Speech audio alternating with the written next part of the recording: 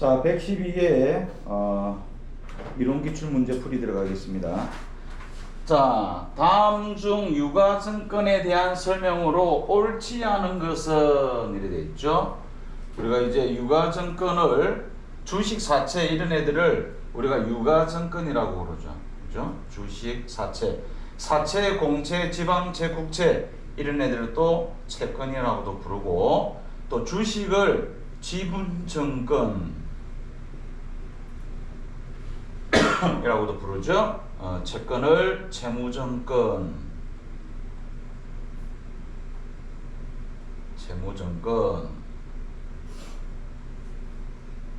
이렇게 부릅니다. 자, 네 가지가 있죠. 그런데 지분증권은 지분법 적용 투자 주식은 안 나올 겁니다. 자, 단기간 매매 하면 단기 매매 증권이고요. 장기간이라면 매도죠. 장기간 하면 매도가 됩니다. 만기까지 만기 보유 증권. 만기 주식은 만기가 없습니다. 그래서 만기 보유 증권은 채권만 된다. 주식은 안 된다.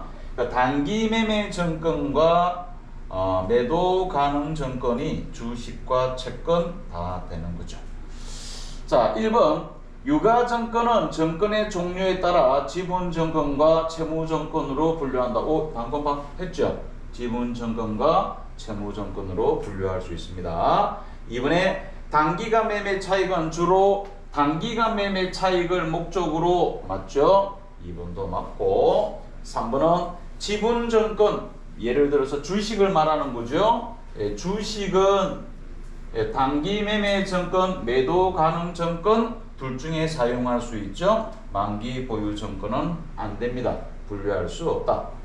그 다음에 4번에 보고기간 종료일 이후 1년 이내 만기가 도래하는 만기 보유 증권의 경우는 단기 매매 증권으로 변경하지 말고, 우리가 이제 이런 그거 있죠. 우리 만기 보유 증권, 매도 가능 증권 딱 조회하면 두 개씩 뜨죠. 한 개는 투자자산, 한 개는 당좌자산이죠. 만기 보유증권 당좌자산 만기 보유증권으로 변경을 하면 되겠습니다. 그래서 답은 4번이 틀렸다. 단기 매매 증권으로 하지 말고 당좌자산 만기 보유증권으로 분류를 해주면 됩니다.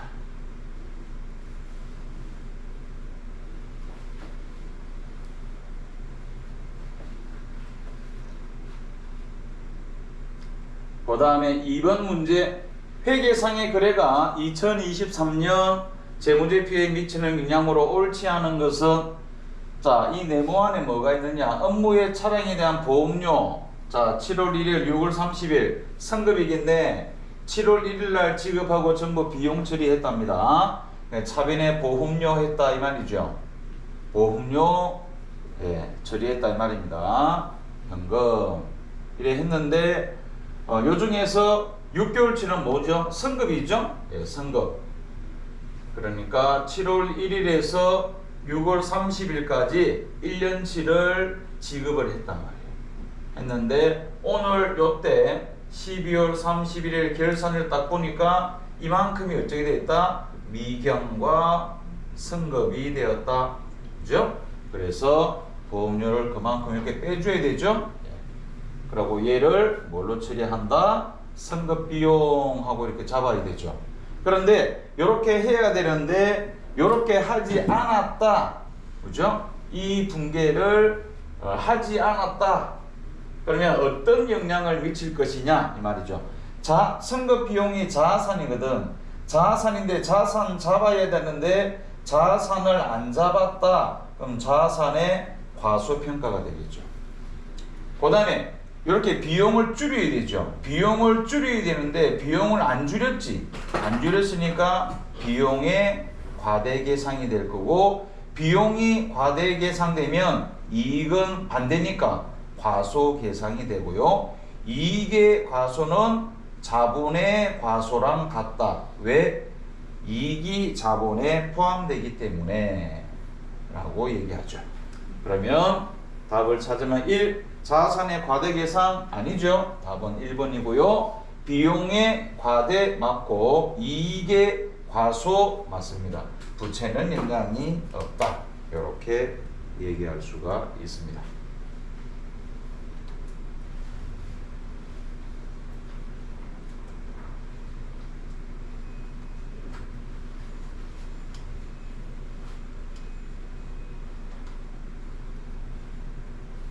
그다음 자 3번 문제 유형자산의 취득 이후 지출에 대한 설명으로 옳지 않은 것은 유형자산의 취득 이후의 지출은 뭐죠? 수익적 지출, 자본적 지출을 말하는 겁니다. 자 1번 유형자산의 인식 기준을 충족하는 경우 자산의 인식 기준, 자본적 지출이다 말이죠. 예, 자산으로 처리해야 된다. 자본적 지출로 처리하고 충족하지 못하면 예, 수익적 지출로 처리해라. 그러니까 이거는 자산 처리하고 얘는 비용 처리해라. 수선비로. 그 다음에 이 본래 용도 변경은 자본적 지출입니다. 용도 변경. 예를 들어서 기름 보일러인데 도시가스로 바꿨다. 이건 자본적 지출입니다. 개선, 용도 변경 이렇게 되는 겁니다. 그 다음에 자산의 원상 회복, 수선 유지는 수익적 지출이죠. 이거는 수익적 지출이 됩니다. 3번이 틀렸습니다. 4번에 건물벽 도장, 페인트 칠한 거죠. 파손된 유리창 대체, 소액 수선비는 수익적 지출 비용으로 처리해라. 맞는 말이 됩니다. 3번 답은 3번이 되겠습니다.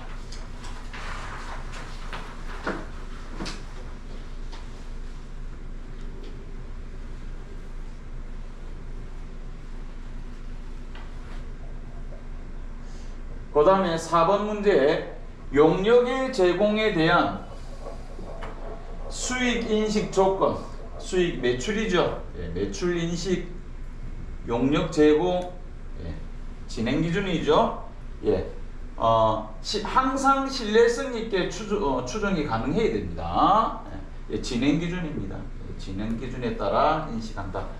우리가 재화의 공급은 어떻죠? 재화의 공급은 인도주의죠.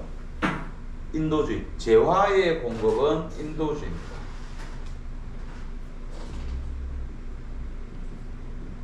인도주의가 맞습니다. 발송하면 매출, 그죠? 인도되거나 사용 가능하게 되는 때 그때 공급 시기로 본다 했죠.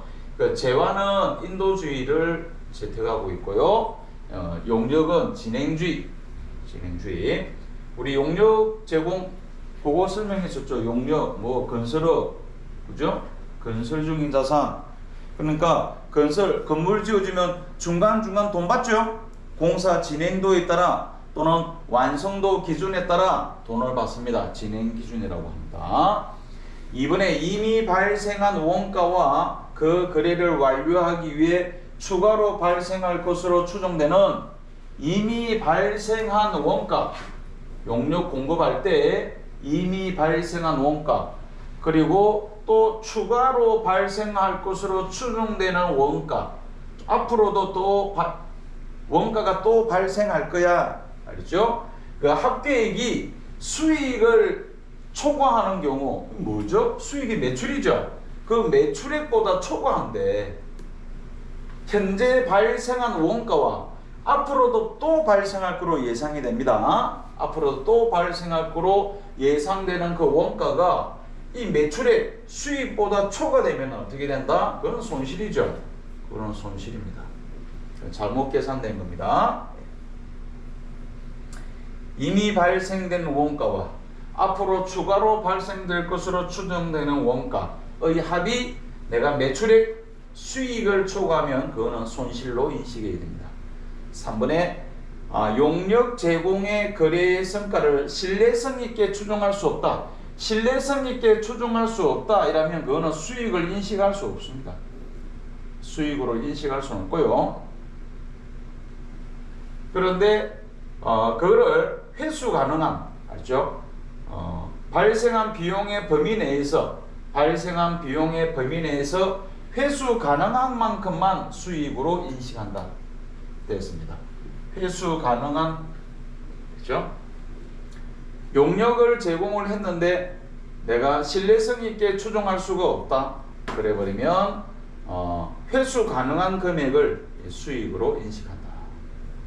그 다음에 4번에 용역 제공 거래의 성과를 역시 또 신뢰성 있게 추정할 수 없고, 그러면은 회수 가능성도 낮고, 그러면 수익으로 인식하지 않습니다. 네.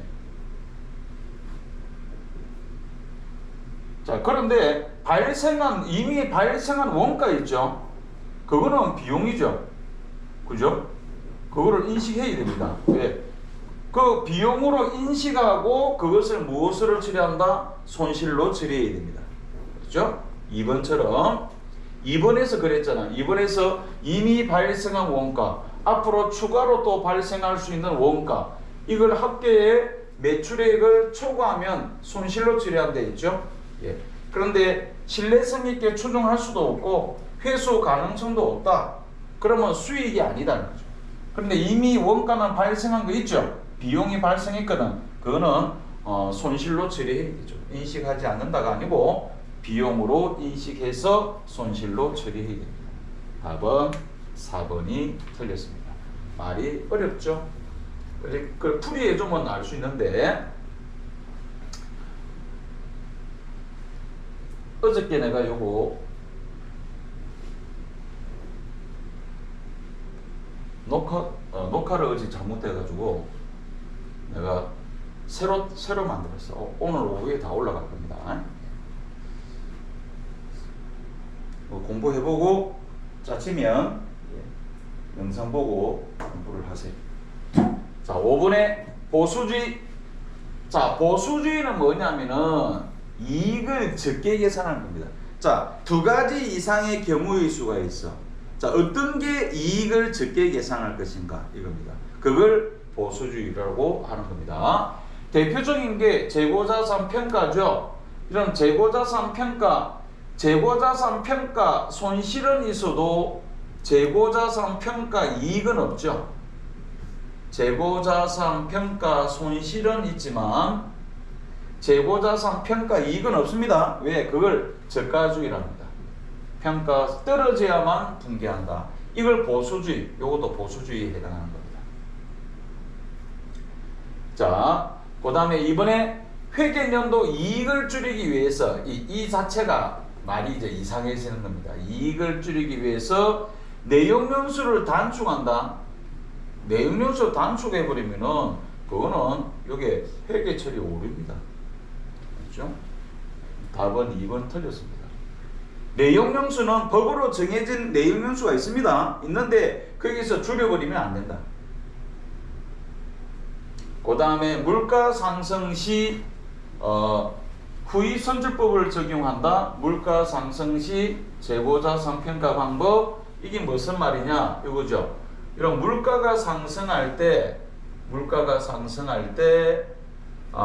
선입선출법 서민은 어찌 되느냐, 먼저 들어온 게 먼저 나가죠. 먼저 들어온 게 먼저 나가니까 뭐가 재고로 나가? 선입일 때는 비싼 게 재고로 남습니다. 선입의 재고. 기말을 과대평가하는 거죠. 그죠? 기말자산 과대평가입니다. 과대평가. 자산을 과대평가. 그럼 뭐야? 이익도 과대평가되는 거야. 이익도 과대평가됩니다. 그런데 후입선출법을 쓰면 어떻게 되느냐? 비싼 걸 먼저 내보내죠. 비싼 걸 먼저 내보내고 그럼 뭐가 나와? 결국은 싼 게 재고로 남죠. 이게 후입의 재고가 됩니다. 그럼 기말을 적게 평가하는 거죠. 기말의 과소평가. 기말을 과소평가하면은 뭐가? 이익은 어찌 된다? 이익도 과소평가되는 거죠. 그 물가가 상승할 때 선입을 안 쓰고 후입을 쓴다. 이익을 줄이는 거죠. 이게 바로 보수주의에 해당이 됩니다. 물가가 상승할 때 선입을 쓰면은 이익이, 자산이 과대평가되기 때문에 이익이 과대평가되고요.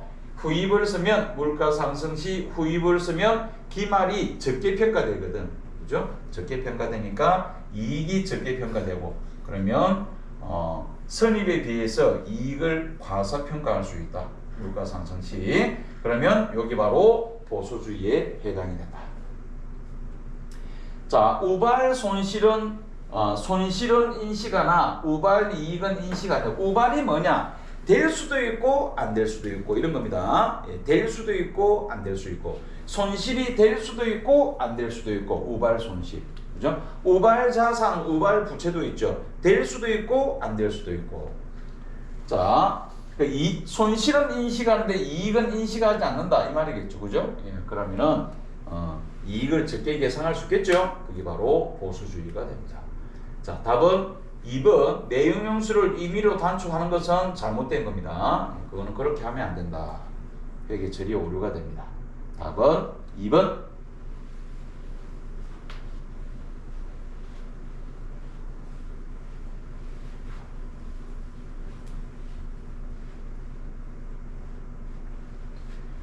그 다음에 6번 문제. 자, 원가 행태, 고정비, 변동비 말하는 겁니다. 예, 틀린 것은 고정비는 고정비입니다. 예, 조업도와 상관없이 변동과 상관없이 일정하죠. 맞습니다.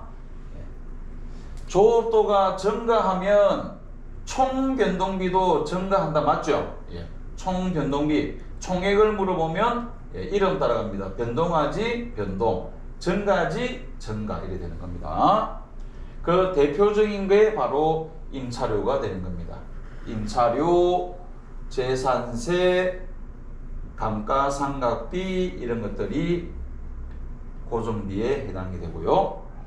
자, 단위당 변동비를 물어봤네. 단위당 변동비는 거꾸로죠. 변동이 아니고 고정이죠. 고정, 일정입니다.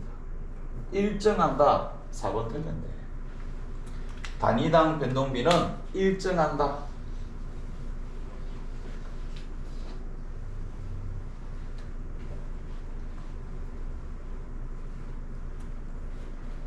그 다음에 7번 문제. 자, 주식회사 한국은 제조간접비를 직전 노무비 기준으로 배부하고 있답니다. 자, 요거 뭐죠?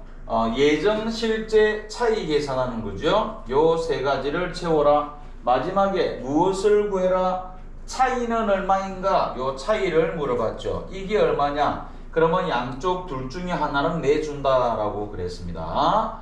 자, 보니까 여기에 실제 발생액이 1,800만 원이다 하고 나와 있죠.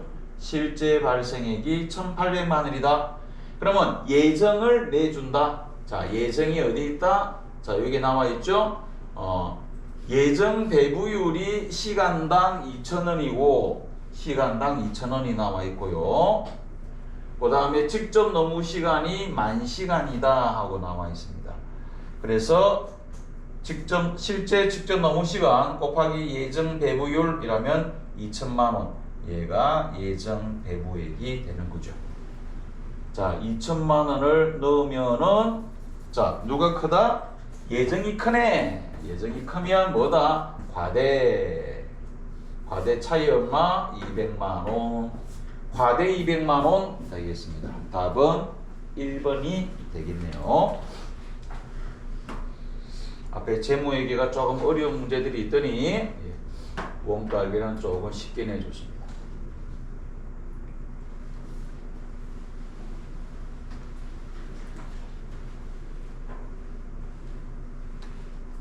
요것도 블로그에 가면은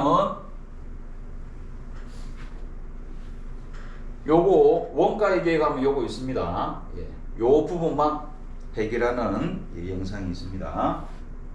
참고하세요. 그 다음 8번에 공손. 자, 공손 불량품 옳은 것은 자, 요 수량을 보면은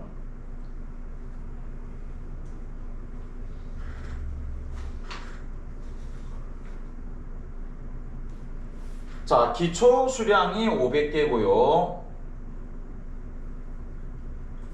그 다음에 착수 수량이 5,000개고 그 다음에 기말 수량이 300개고 그 다음에 공손 수량이 분량이 700개고 그러면 여기 완성이 있죠. 완성 수량이 그러면 몇 개가 되느냐? 4,500개가 되죠. 요때 이 공손이 700개인데 여기서 또 뭐가 나오죠? 정상이 비정상 이렇게 나오죠. 자, 문제 보겠습니다. 1번 완성품의 10%가 정상이면 완성품의 10%가 이게 완성품이죠. 요거의 10%가 얼마? 450개죠. 얘가 정상이면 뭐라 돼 있다? 완성품 수량은 뭐 말도 안 되는 소리라고. 그죠? 이걸 왜 물어봐? 완성 수량은 4,500개입니다. 예, 4,500. 틀리고요. 2번 완성품의 10%가 정상이면 이제 제대로 나오네. 10%가 정상이면 정상은 450개다. 맞죠? 이거의 10%가 정상이면 450개다. 맞는 말이죠. 옳은 것은 답은 2번이 되겠네요. 3번 완성품의 10%가 정상이면 비정상은 그러면 요거 비정상은 몇 개? 비정상 250개인데. 그죠? 비정상 250개입니다.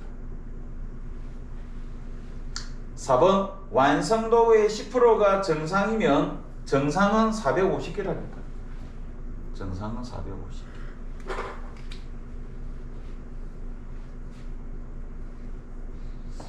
됐습니다.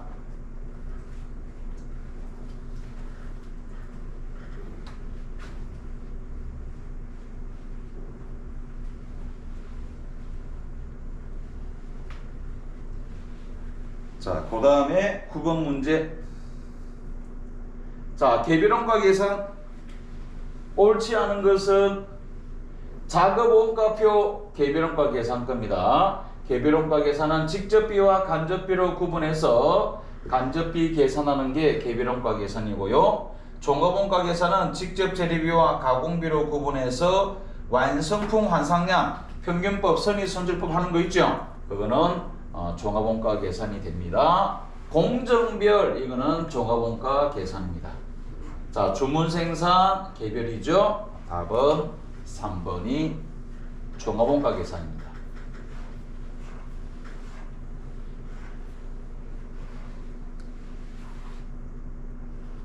그 다음에 10번 문제 완성품 환산량.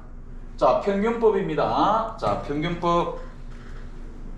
평균법의 가공비의 완성품 환산량. 그럼 뭐 아주 간단하죠. 자, 평균법 완성수량 플러스 기말수량입니다. 그런데 완성수량이 안 나와 있죠. 자, 조금 전에 했듯이 이거 똑같아. 요것도 똑같이 하면 됩니다. 수량의 기초수량이 몇 개? 1000개죠. 그 다음에 착수가 몇 개? 3000개가 됩니다. 그 다음에 여기가 완성이 되고요. 자, 여기 기말이 됩니다. 기말 수량이 2000개. 그러면 완성 수량은 몇 개? 2000개가 되는 거죠. 자, 완성 수량이 2000개랍니다. 2000개. 자, 기말 수량이 2000개. 2000개. 완성도는 40%죠. 가공비는 반드시 환산하고요. 재료비는 환산 하나하나 그 말도 없죠. 왜? 가공비 물어봤으니까. 가공비 물어봤으니까 답은 이렇게 나왔습니다. 요 800개, 2800개. 2800 답은 1번이 되겠습니다.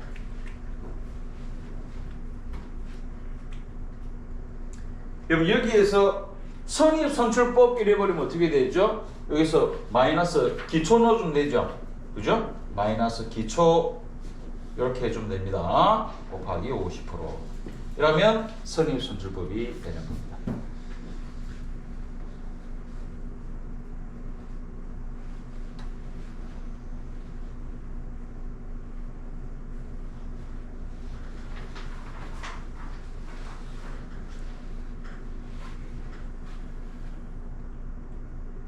그 다음에 11번 문제 이거 다 풀이하고 휴식하겠습니다. 11번 간이과세자에 대한 설명으로 틀린 것은 간이과세자 자, 1. 간이과세자는 원칙적으로 직전년도 공급 대가 합계액이 8천만 원 미만의 개인 사업자를 말한다. 됐죠? 개인 사업자, 법인은 그래서 법인은 안 된다. 법인은 간이가 될 수가 없습니다. 그 다음에 이번에 직전년도 공급 대가 합계액이 4,800만 원 이상인 부동산 임대 사업자는 간이가 될 수 없습니다. 예, 보지 않습니다. 뭐 이런 간이가 될 수 없는 업종들이 쭉 있죠. 뭐 변호사, 회계사, 세무사 뭐 이런 거 있죠. 의사 뭐 이거는 아예 처음부터 간이과세자라고 볼 수도 없습니다. 병원. 3번 간이과세자는 매입세 공제를 세금계산서 받은 재화의 공급 대가의 0.5%를 곱한 금액을 공제한다. 이게 이제 매입세 공제죠. 우리 일반적으로는 어때? 일반적으로는 이래 되죠. 일반적으로는 여기 매입이죠. 일반 과세는 저 매입세를 저렇게 막 이렇게 빼주는 거죠. 그죠? 다 빼줄 수 있죠? 그건 일반 과세야. 과세 중에서 일반 과세. 그런데 간이 과세는 안 빼주죠? 안 빼줍니다. 요거 중에서 요거 매입 중에서 세금 계산서를 받은 이겁니다. 알죠? 세금 계산서 받은 거 중에서 0.5%입니다. 세금 계산서 받은 거. 세금 계산서 받은 것 중에서 0.5%를 빼주는 겁니다. 그래서 답은 3번이 틀렸습니다. 그 다음 4번에 직전년도 공급대가 합계액이 4,800만 원 미만이면 세금 계산서 발급할 수 없습니다. 그래서 그 8천만 원까지 8천만 원 미만이 간이죠. 그래가지고 4,800 있는데 요 4,800 이하는 세금 계산서 발급 안 하죠. 발급 안 합니다. 근데 요거는 발급해야 됩니다. 알죠? 8,000에서 4,800 사이는 세금 계산서를 발급해야 됩니다.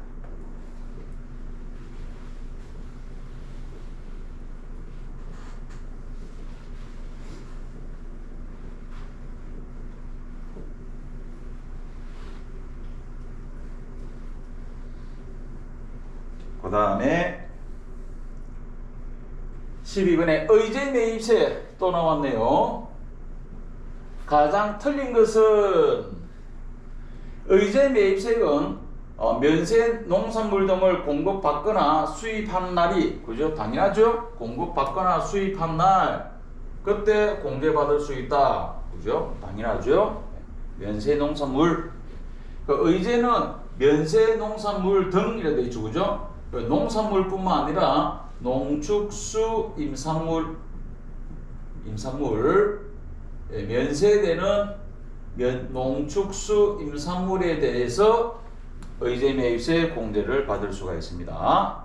2번 의제 매입세 공제는 사업자 등록을 한 부가세 과세 사업자가 적용 대상자이며 당연하죠. 미등록자는 의제 매입세 안 됩니다. 미등록자는 부가세 신고도 안 할 건데. 자, 그 다음에 3번에 면세 농산물 등의 매입가액에는 운임 등의 직접 부대 비용 및 관세를 포함한다. 그냥 이래 보면은 맞아. 그냥 이래 보면 3번은 맞는 말입니다. 매입할 때 운임, 부대 비용 다 포함 맞아. 그런데 의제 매입세 요 계산할 때는 뭐만 한다? 요걸로 계산. 농축수 임산물, 운임 이런 거는 안 된다는 거죠. 이 3번 말을 잘못 만들었습니다. 그렇죠? 이 문제도 국어 실력이 있어야 돼요. 자, 의제 매입세 이거는 오해를 할 수 있는 문제가 될 수 있습니다. 답이 의제 매입세, 그죠? 의제 매입세를 구할 수 있는 그죠? 그 금액은 면세되는 농축수 임산물만 된다. 알죠? 운임은 안 된다. 이거는 약간 문제가 됩니다. 3번만 따로 보면 맞아. 포함하는 건 맞습니다. 그러나 의제 매입세 계산 안에서는 얘들은 의제 매입세 계산할 때 얘들은 포함하면 안 된다 이런 뜻입니다. 4번에 면세 농산물 등에 대하여 세금 계산서 없이도 일정한 금액을 매입세액으로 의제하여 공제하는 것이기 때문에 의제 매입세 공제로 한다. 그러니까 면세 그러니까 세금 계산서 없이 면세 부가세가 없죠. 그런데 그거를 인정해 준다.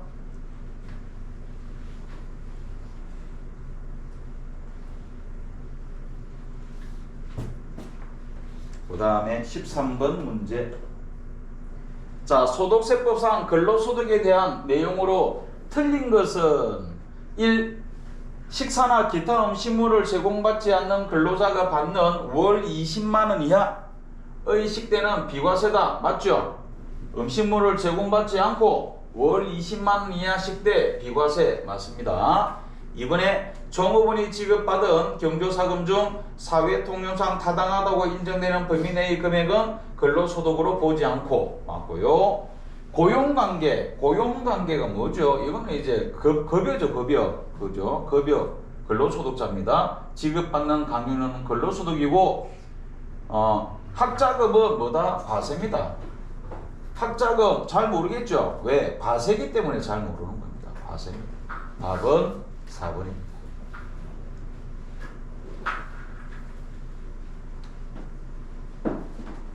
그 다음에 14번 문제. 14번 소득세법상 과세표본 표준 확정신고에 반드시 해야 되는 거 5월달에 반드시 신고해야 되는 거 5월달에. 이건 퇴직소득은 종합소득 아니죠? 얘는 종합소득 아니잖아. 이거는 5월달에 하는 거 아닙니다. 3번에 퇴직소득 있죠? 종합소득 아니잖아. 그 다음에 4번에 보세요. 이자 있죠? 150만원. 얘는 뭐죠? 분리과세잖아.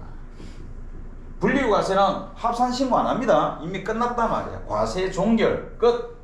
분리과세는 과세 종결 끝. 그러면 보면은 뭐 있죠? 근로소득 이거는 연말정산하고 이건 연말정산 6월달에 답은 몇 번? 2번이 되겠죠. 사업소득 있죠? 사업소득은 무조건 종합과세입니다.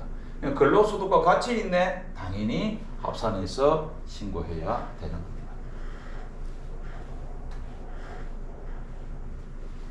그 다음에 마지막 15번 문제. 옳지 않은 것은 1. 근로소득 금액이 500만원이 있는 40세 배우자는 기본공제 대상자에 해당한다. 이거 잘못 보면 딱 근로소득입니다. 금액이 아니고 1번입니다. 그죠? 근로소득 500만원이 있는 이렇게 해야 됩니다. 내가 강조한 이유가 그겁니다. 근로소득입니다. 500 틀렸습니다. 답은 1번. 2번 종합소득 금액이 3,500만원이면 배우자가 없으면 없고 직계비숙이 있죠. 그러면 한부모 공제 가능하죠. 그 다음 3번 부녀자와 한부모가 중복되는 경우 한부모 공제만 적용한다. 이게 말이 이상하죠, 그죠? 지 마음대로 할 수 있습니다. 세금 많이 내고 싶으면 부녀자 하면 됩니다. 세금 많이 내고 싶으면 부녀자. 왜? 부녀자는 50만원 공제받고 한부모는 100만원 공제받죠. 그죠? 한부모는 100만원 공제받잖아. 그리고 실무에서는 맞고 틀리고 없습니다. 실무에서는. 자, 근데 여기서 1번이 확실히 틀렸죠. 그래 답이 1번이 되는 거예요. 자, 한부모 공제받 이 뭐야? 요것도 틀리는데? 4번에 기본공제 대상자가 아닌 자는 추가공제 대상자가 될 수 없다. 기본공제 대상자가 아닌 자는 추가공제가 될 수 없고요. 중복되는 경우에는 한부모 공제만 적용한다. 그래. 요거도 100만원 1번에 확실히 틀린 겁니다. 그래 답 1번 체크한 겁니다. 3번도 좋은 말이 아니죠. 한부모 공제 받는 게 유리하다 이렇게 해야죠. 그죠? 유리하다 이렇게 해야죠.